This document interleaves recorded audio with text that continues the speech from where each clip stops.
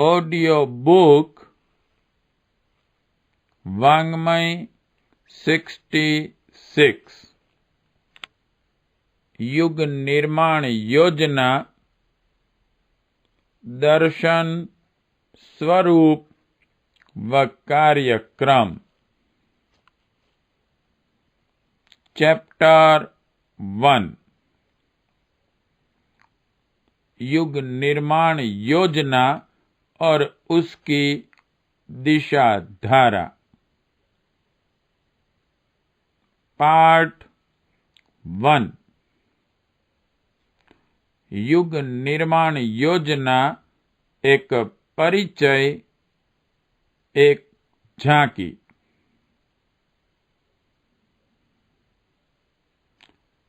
अधर्म और असुरता के अभिवर्धन एवं धर्म तथा देवत्व के पराभव का असंतुलन सुधारने के लिए भगवान समय समय पर किसी सुधारवादी प्रचंड प्रक्रिया के रूप में अवतार लेते रहे हैं। आज की परिस्थितियां भी इसी के उपयुक्त हैं। धन, बुद्धि और विज्ञान की वृद्धि के साथ असंयम, अनाचार और अविवेक भी बढ़ा है।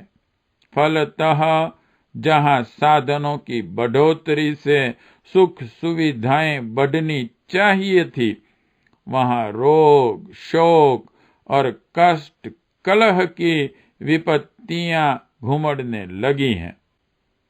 स्थिति क्रमशः बिगड़ती ही चली है और विकृतियां इस सीमा तक जा पहुंची हैं, मानो मनुष्य जाति अपनी चिर संचित सभ्यता को तिलांजलि देकर सामूहिक आत्महत्या करने ही चल पड़ी हों।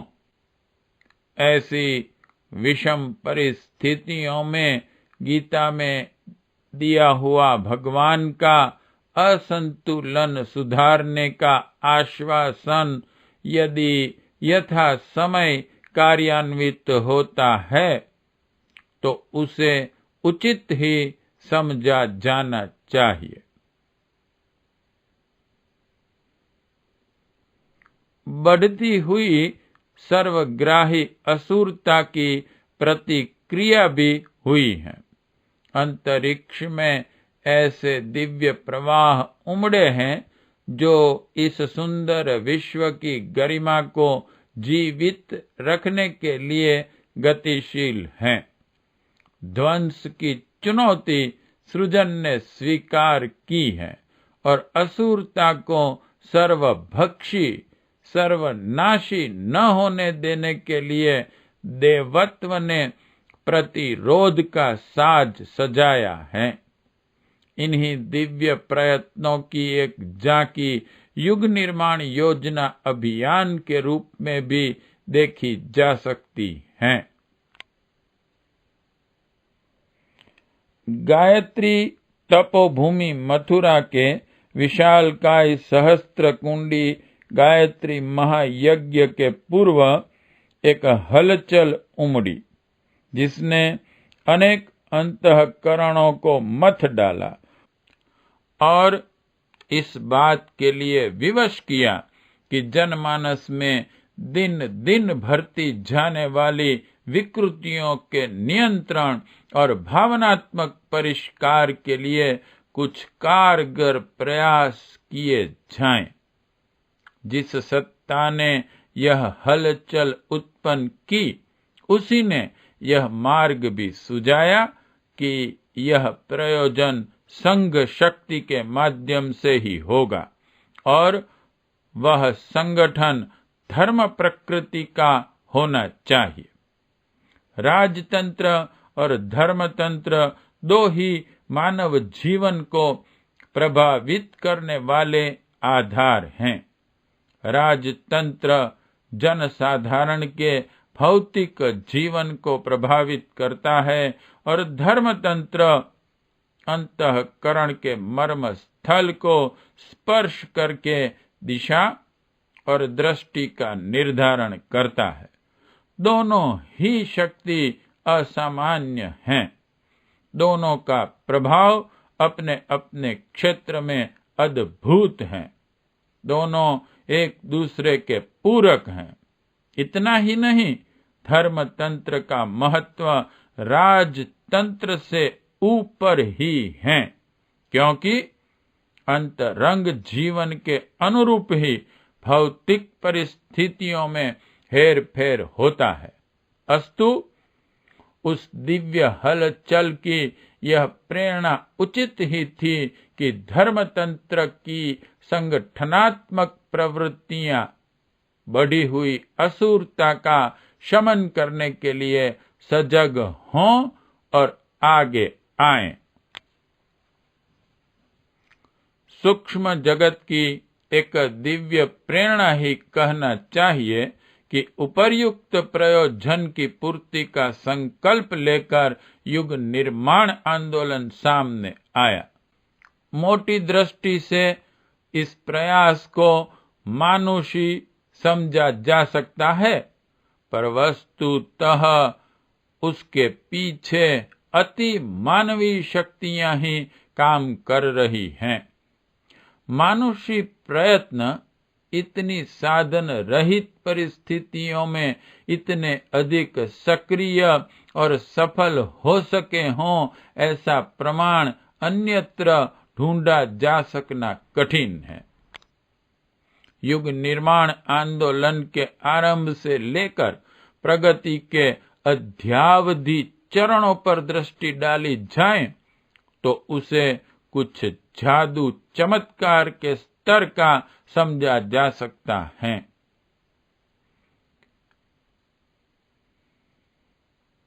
बैठे बैठे एक दिन यह आकांक्षा उमड़ी कि धर्म पक्ष की सजग आत्माओं को एक स्थान पर एकत्रित किया जाए और उनकी अंतः चेतना को उभार कर जनमानस के भावनात्मक नवनिर्माण में लगाया जाए। सर्वथा साधन रहित एकाकी व्यक्ति ऐसा मनोरथ बना तो सकता है, पर वैसा करने का उपहासास्पद दुस्साहस नहीं कर सकता। पर हुआ वैसा ही।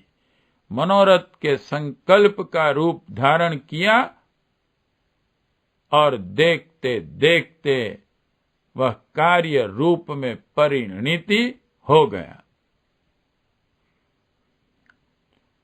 विश्वव्यापी भावनात्मक आंदोलन का उद्भव और विस्तार भारत से होता रहा है। भारतीय संस्कृति वस्तुतः विश्व संस्कृति है।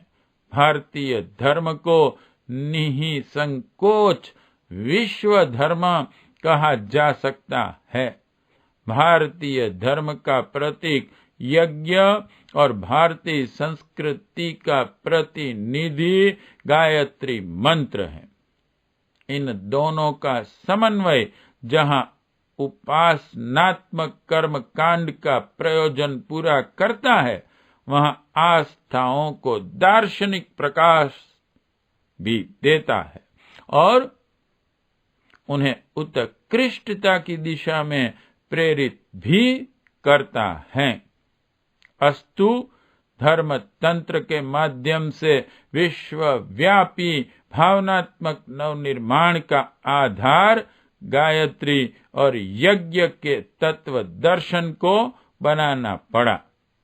उसे कार्य रूप में परिणित करने के लिए गायत्री यज्ञ का कलेवर खड़ा करना पड़ा। योजना की सामाजिक पृष्ठभूमि तैयार करने के लिए वर्षों तक अखंड ज्योति पत्रिका, प्रखर साहित्य, आत्मीयता पूर्ण जन संपर्क, लोक परिष्कार के छुटपुट आयोजनों की लंबी श्रृंखला धैर्यपूर्वक चलाई जाती रही। प्रयास यही किया गया कि मात्र विस्तार ही नहीं, दृढ़ता भी बढ़े।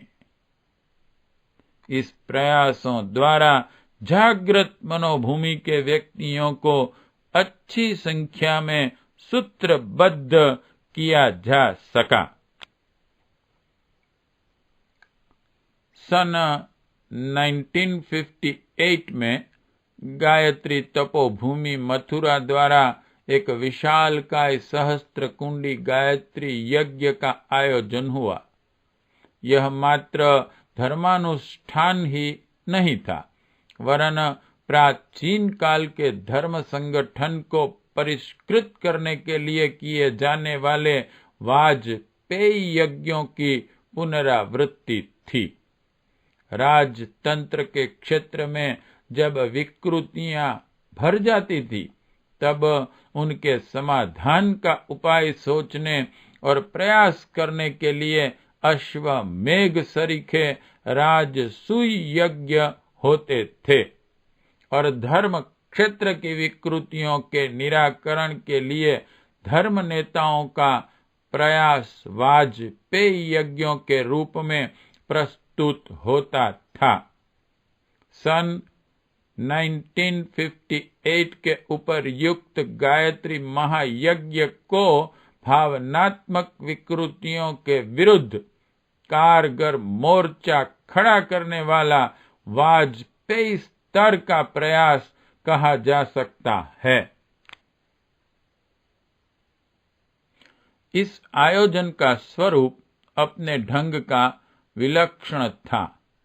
देश भर के आस्थावान धर्म प्रेमी सजीव और सक्रिय व्यक्तित्वों को तलाश किया गया और आमंत्रित किया गया।